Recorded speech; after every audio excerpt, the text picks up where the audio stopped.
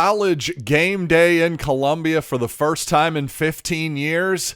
It could happen. Let's talk about the chances on Locked On Mizzou.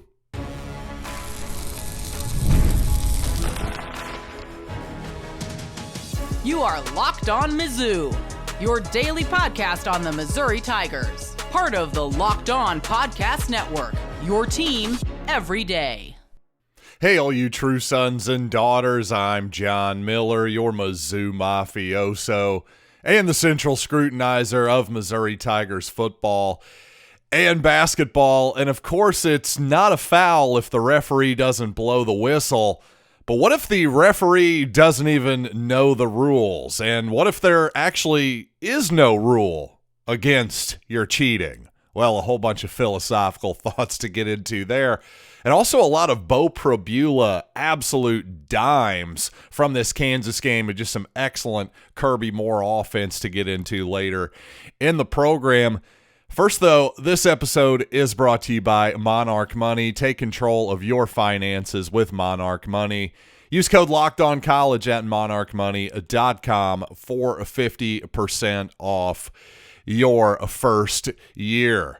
And by the way, apologies to those of you who listened to yesterday's episode. I skipped a segment that I teased. I absolutely hate when I do that. What can I say? Sometimes my producer, me, fails to keep the host, me, on track. I'll just be brutally honest with you there. But since I did not pay off my game day tease yesterday, let's actually lead the show with it.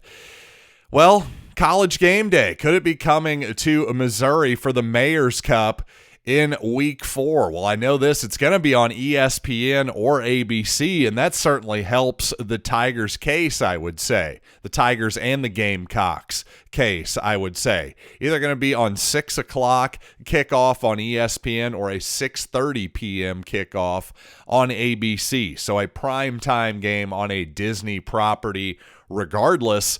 I would say that's got to help Missouri's chances when, well, obviously the SEC is Disney's biggest partner, and the Big Ten, on the other hand, well, there's a good chance they'll be going big noon to Indiana and Illinois at Bloomington, by the way. Now, it also helps the Mayor's Cup case that, if you remember, well, College Game Day went to Bloomington, Indiana last season. So, in fact, if this game were in Champaign, I actually think there'd be a much more likely chance that ESPN would choose that particular game.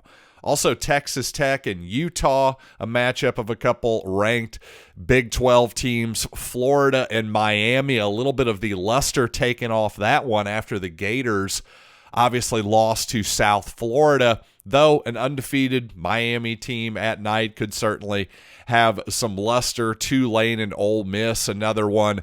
I will point out as well that Auburn at Oklahoma is a big matchup this week, but obviously with game day just being in Norman for the Michigan-Oklahoma game, I think there's a real good chance it could be Missouri and South Carolina here. I don't know what exactly the TV executives are thinking here, but breaking that down, I think this is a bigger matchup, assuming South Carolina wins against Vanderbilt this coming week, which is an assumption I'm not willing to make just yet, by the way. But for the sake of this discussion, let's just assume that it happens. Both teams are undefeated. The Mayor's Cup has been a fun series. It was a hell of a game last season. I could absolutely see this happening again with a couple of ranked SEC teams, again, especially if perhaps the most marquee matchup there is a Big Ten one. Well, I think Big Noon over on the Fox network probably going to be maybe taking that matchup and their pregame show out there. So I don't know. Keep your eyes peeled over the next few days, especially, well, obviously ESPN's going to wait until after the results for this week, see how the Gamecocks do, and see how the Tigers do for that matter. I'm assuming a win against Louisiana, but I guess let's not put the cart before the horse just yet. Now, lots to talk about Missouri's record and success in one-score games the past couple of seasons. Now, obviously, the Kansas game on paper, the box score, the final score, it's not going to be a one-score game. But boy, it sure felt like it for most of it, didn't it? I'll put it in the category of the LSU loss, actually, from 2023. Missouri loses that game by 10, but really felt, for all intents and purposes, that was a one-score game, a sort of meaningless desperation interception thrown by Missouri at the end. Really didn't give you a good indication of just how competitive that ball game truly was. But I'll say this, obviously, hey, the numbers are what they are. Over the long term, it sort of evens out to be about 50-50 for most teams in the aggregate. I do think there is something a little bit special about this Missouri culture right now, this Missouri program. I think Missouri, specifically Eli Drinkwitz, knows how to build a winning culture. I cannot prove that whatsoever, by the way, but I really do absolutely believe it. And when you hear statements like this, Drinkwitz with the Tiger Radio Network at halftime saying that's how you fight your ass back into the game. I liked our fight. Missouri's biggest comeback in 10 years, and this is not exactly an unusual sight at this point to see Missouri come back and win in unusual circumstances. Think Auburn and Brady Cook's famous comeback during homecoming last season. And speaking of that culture, it's not just, hey, your ability to believe in yourself and win those close type of games, but it goes beyond that. And I thought Kevin Coleman had an interesting point here. He said after the game, of course, the Missouri receiver had 10 receptions in the ball game, was just absolutely tremendous. Clutch catches on fourth down, the whole deal. He said one thing our coach preaches is blocking. He always says, no block, no rock. In other words, if you don't block out there and running plays, screen plays, everything else, well, you're not going to play. You're not going to catch the football either. And by the way, according to Pro Football Focus, Missouri's top 3 graded run blockers were indeed Missouri's starting 3 wide receivers. That's pretty darn impressive.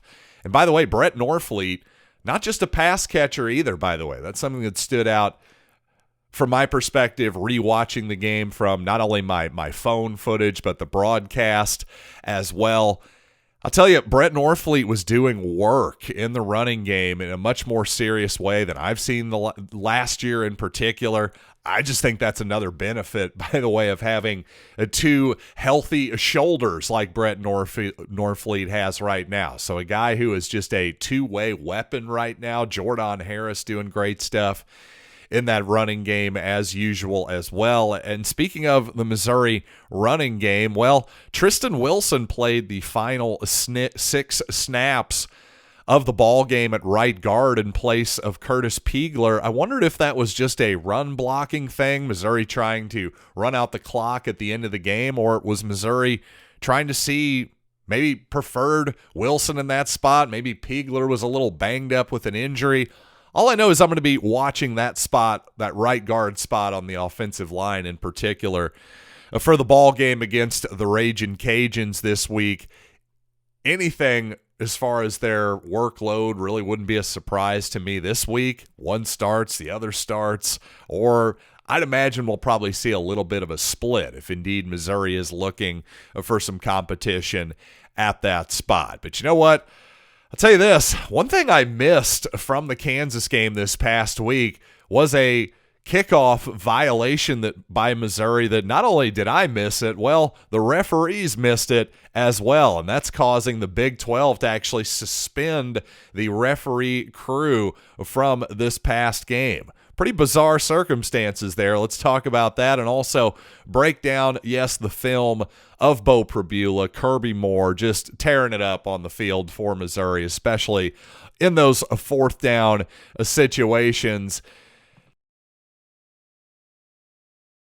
But you know what? Let's talk about Mazda, who crafts cars for those who do more than simply move. From footwork to breath work, athletes sweat all the details, by the way, and Mazda brings the same intention to how they craft every model. You can feel Japanese craftsmanship in every detail from the metallic accents to available Napa leather upholstery. Like our players, we sweat every detail because when you make every move count, impossible becomes irrelevant. Mazda, move and be moved.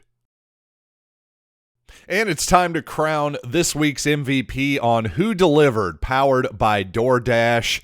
Just like you can win every Saturday with DoorDash Streaks, saving more every time you order. These players delivered when it mattered most. To me, Kevin Coleman, Donovan Olubade with two absolutely incredible catches on fourth downs. Without those two plays, who knows if Missouri gets it done on Saturday. And just like Olubade and Coleman delivered for the Tigers, DoorDash delivers your Saturdays with DoorDash Streaks.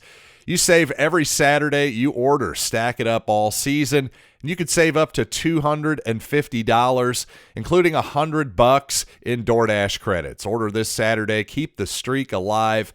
Fuel your game day only with DoorDash. Terms apply. Promo period through November 18. And as we all saw on Saturday, when a team takes a safety, well, they get to kick off, or really it's a free kick from the 20-yard line back to the other team. Yes, if you score a safety, you get the ball back, but the team gets to choose, hey, they can kick it off a tee traditionally, or you can punt the ball or drop kick it even. That's also an option. I can't imagine anybody's going to use that option, but I believe drop kick is the third option. Correct me if I'm wrong there. What you really see is a kick off a tee or a free punt without a rusher. Well, Missouri, on the other hand, did a free kick, aka a punt, following a touchdown. Now, what happened here is that Missouri, after their first touchdown, Connor Tollison was called for an unsportsmanlike conduct penalty that pushed the kickoff from the 35 back to the 20-yard line. Now, of course, this shouldn't change the rules. That doesn't mean you suddenly get a free kick. That wasn't a safety. Missouri scored a touchdown. But what happened? Well, for whatever reason, Missouri was allowed to punt the ball there. And Eli Drinkwitz asked about this, said, just wanted to see if we could. You know, it's like asking your parents if you can do something that you know you probably shouldn't do, but sometimes they get it wrong. We told them being the referees, they'd screwed up a lot of stuff in the game, and that was one of them. Kudos to Coach Eric Link, who's the special teams coach for Missouri. He asked if we could do that just because we'd seen them in pregame. They were struggling some with the sun and fielding punts, and knew that was only allowable after a safety. That's the only time you have a free kick. They said yes. What were we supposed to say? Well, I just have to say I'm amused by this entire thing. Obviously, it's bizarre that the referees didn't know the rules.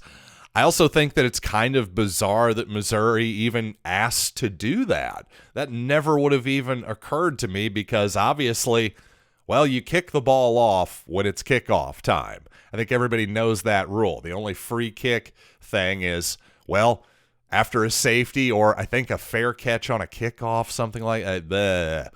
For this purposes, yeah, that's when you free kick for a field goal. The point is the free kick, yeah, that only comes after a safety. So no matter if you move 15 yards back or indeed 5 yards forward or anything in between, any variation of that, that shouldn't change the rules. The idea that the Big 12 officiating crew could not figure this out, wow. That's all I can say to that one. Oh, and by the way, since we are on the subject of kick returns, boy, that kick return unit for Missouri still needs a lot of work, by the way. I think special teams has been something that Missouri has struggled with really the last couple of seasons, especially in the return game in particular. But I will say this, I think Missouri's superior depth against Kansas really won out in the end. For as much as I thought originally that Kansas actually may have an advantage playing this game in week 2 versus the traditional, where it would normally be in week 12, the last game of the season, especially primarily Jalen Daniels, a kid who has had injury problems throughout his career. Well, he's healthy right now. Maybe it won't be so much after going through the grind of an entire 11-game schedule up until the last game of the season. But I have to say, I think it ended up being an advantage for Missouri because the Tigers are, simply because they have more depth, especially on defense, I'm talking about here in particular. I just think the Tigers were able to play a lot more guys, and in an early season ball game like this, I think we looked like the more fresh team in the fourth quarter. And obviously Missouri nor Kansas at this point is really used to their frontline players playing 75 to 80 snaps in a full four-quarter game. That's just the way it is. And I think Missouri much more able to, especially on defensive linemen, even safeties and linebackers, is just able to rotate fresh and effective bodies in there, whereas Kansas much more had to just roll with their starters and hope for luck.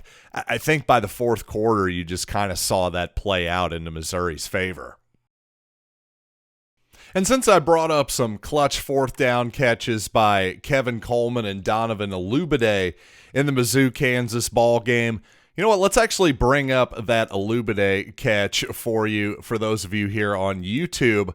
But what I really noticed about this play, rewatching the ball game, is that this wasn't just like a desperation play by Missouri here. Obviously, an incredible catch by Olubade, but you'll notice that Brett Norfleet goes in motion here in order to help actually give Olubade some more space on the outside. I also want you to watch Beau Pribula, the Missouri quarterback's head the entire time. He looks to the right here. So not only does Missouri clear out this space, Pribula's looking, he never looks away from Olubade.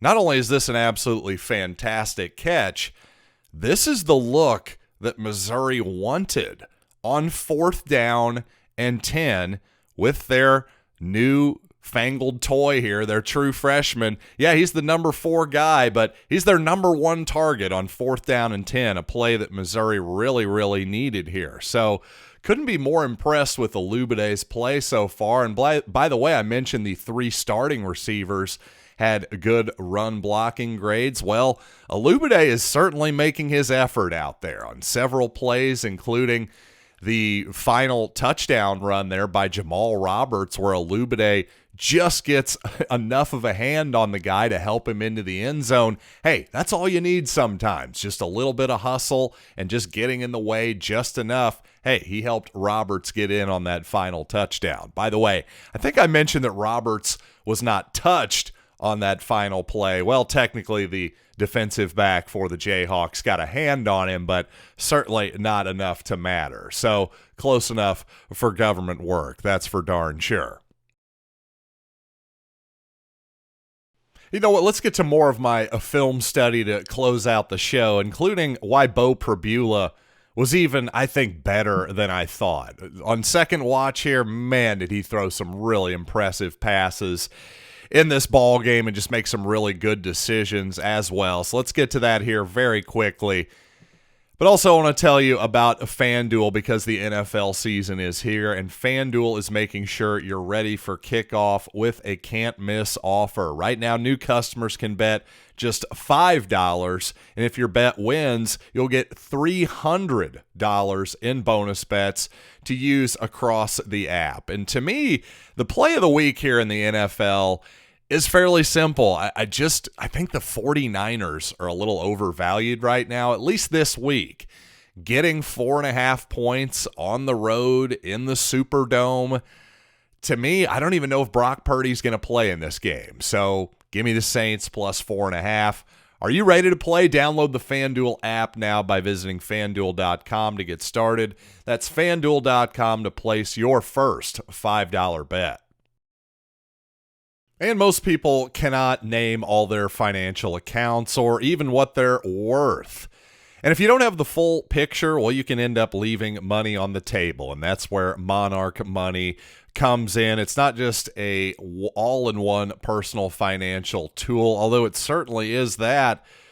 Monarch Money is built for people with busy lives. If you're putting off organizing your finances, well, Monarch Money is for you. And by the way, if you have all these different types of accounts, maybe you have LLC accounts, it really can be difficult to keep track of where all the money is coming and going. So don't let financial opportunities slip through the cracks. Use code LOCKEDONCollege at monarchmoney.com in your browser for half off your first year. That's 50% off your first year at monarchmoney.com with code LOCKEDONCollege. So I talked a decent bit about why I thought Eli Drinkwitz made the right decision to settle for a field goal at the end of the first half. Essentially, hey, don't look a gift horse in the mouth was my argument there. But what about the previous play? How did Missouri get down to that point where it was even an option? Well, a big part of it was just incredible anticipation by Beau Pribula, which to me is something I've been really impressed with, especially considering the relative inexperience of Pribula throwing passes at this level. 13 seconds left, second down and 15. Missouri just inside of its own territory here. Not exactly looking likely for a field goal or anything else at this point. And yet look at this pass by Pribula. At this point, look at Kevin Coleman on the right side of your screen here, who was in the slot. I'll even back it up here. He does not exactly look like he's open here. In fact, the flat defender here kind of, especially taking away, you would think, any type of inside route here. But Pribula correctly reads the softness in the coverage, anticipates it, and throws it at the absolute perfect moment. Just watch it as it comes forward here. Throws it right behind the guy to the point where it makes the other guy fall down. Now we're off to the races. Nearly a touchdown scored by Missouri. But once again, just great anticipation here by Pribula on this pass. I mean, my goodness. You can't throw it any better than that, folks. Just perfect timing, perfect anticipation, and perfect ball placement as well. Good blocking by Missouri downfield. Speaking of Donovan Olubide, there he was, hustling to at least get some piece of his defender there for the Tigers. And how about one more Beau Pribula pass just for funsies? Because, frankly, this one is just so good on multiple levels. As you see here, Pribula takes the snap, and, well, a free rusher comes right up through the left side of the Missouri offensive line. Now, you might think that this is a mistake by Missouri, but no, look who comes here. This is this is a safety for the Jayhawks. This may even be the free safety. Certainly looks like the farthest guy back deep to me. But the point here is that you're never going to account for this guy in the blitz. Quite simply, the quarterback has got to account for that guy, and he does perfectly. Watch what Pribula does here.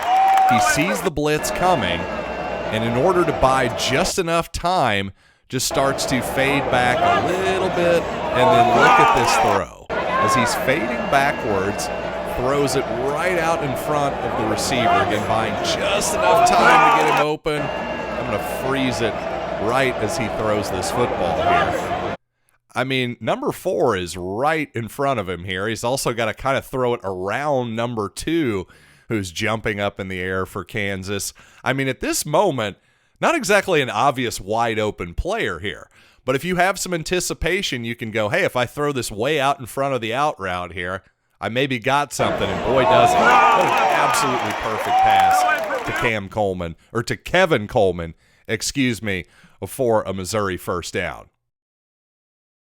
And you know what? A quick note for you everydayers out there. I am not going to be appearing on this week's edition of Locked On SEC, the Squad edition here on Thursday. You should check it out anyway. Always a great preview of the week to come. And also another big moment for Locked On.